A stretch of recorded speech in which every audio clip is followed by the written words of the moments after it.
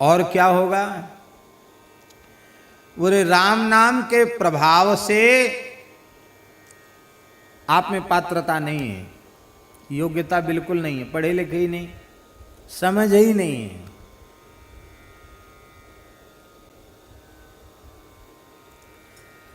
लेकिन केवल राम नाम जपने लग जाओ तो राम नाम के प्रभाव से सब कुछ प्राप्त हो जाएगा।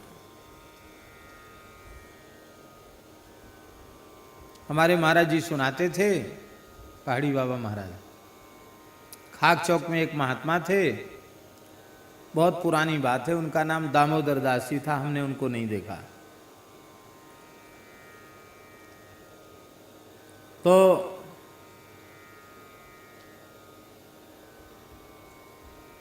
बहुत लंबे समय तक खाक चौक रहे वो। ठाकुर जी की रसोई बहुत अच्छी बनाते थे। हमारे यहाँ खाक चौक की महाराज जी के समय मर्यादा बहुत ज्यादा थी। रसोई में साधु तो होना ही चाहिए, विप्र कुलोत्पन्न भी होना चाहिए, दूसरे व्यक्ति का प्रवेश नहीं। लोग कहते महाराज जी ऐसी बात मानते हैं, भेद मानते हैं, ऐसा लोग कहने वाले कहो, पर वो कहते नहीं, रसोई पूजा में हमारे यहाँ मर्यादा नहीं होगी। कुआं के जल से सारी रसोई बनती थी, कपड़ा से छान कर जल का प्रयोग, पुराने संत थे। तो भंडारा था, भंडारे में ब्रजवासी हलवाई पक्की रसोई बनाने आते थे। उनका भी बड़ा नियम था महाराज, वो खूब घर से नहा के आए हैं, पर खाक चौक में आके उनको कुआं के पानी से नहाना पड़ेगा, चाहे ठंड हो चाहे कुछ हो। फिर कोरा कपड़ा महाराज देते, कोरी साफी, बंगाली साफी आती वो लाल सरंग की चौकड़ी वाली, एक साफी पहन लो, एक साफी ओढ़ लो, कमर में बांध लो, कोरा कपड़ा पहन के रसोई बनानी पड़ेगी। और रसोई से बाहर निकल गए फिर नहाओ। तो वो गिने चुने ब्रजवासी थे जो बाबा के यहाँ रसोई बनाने आते, पर रसोई बहुत सुंदर बनती थी। तो दामोदर दास जी रसोई बनाते। एक दिन भंडारा था, तो जिस दिन भंडारा होता उस दिन रसोइयों को छुट्टी होती। तो वो बैठे थे मंदिर के द्वार पर और माला फेर रहे थे, जगमोहन में बैठ के हजारा माला फेर रहे थे।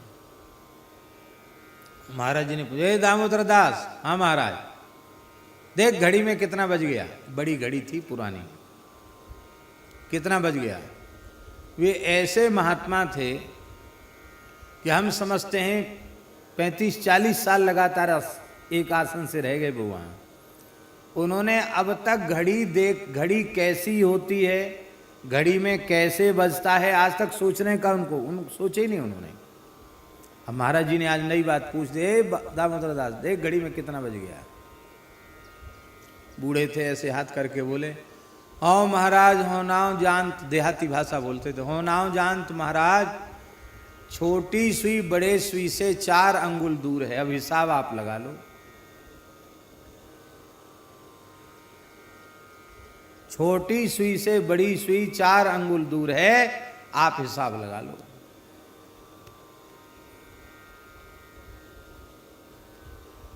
बारह बजने में 5 मिनट कम थे। वो ये नहीं गिनती जानते थे कि 12 की संख्या कैसी होती है, 8 की संख्या कैसी, वो कुछ नहीं समझते। बड़ी सुई छोटी सुई से 4 अंगुल दूर है। महाराज बोले, है तेरी जेरे तेरी, बुढ़ा हो गया, मरने को आया, अब तक घड़ी देखना नहीं आया, खाली माला फेरता है और कुछ नहीं आता है, राम राम राम, कुछ नहीं आता है। ऐसे सरल महात्मा थे।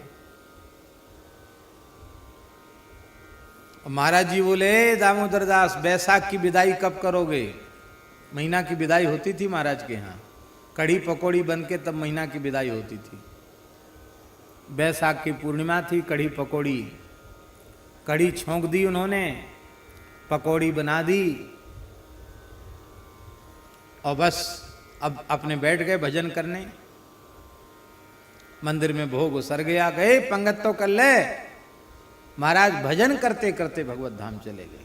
हाथ में माला, द्वादश तिलक, भजन करते करते ठाकुर जी के यहाँ चले। महाराज जी कहते थे, पढ़े लिखे लोगों के कल्याण में तो संदेह देखा, पर भोले भाले बिना पढ़े लिखे राम राम जपने वाले, उनका बड़ी सरलता से कल्याण होते देखा है हमने। ऐसी कई घटनाएं सुनाते थे।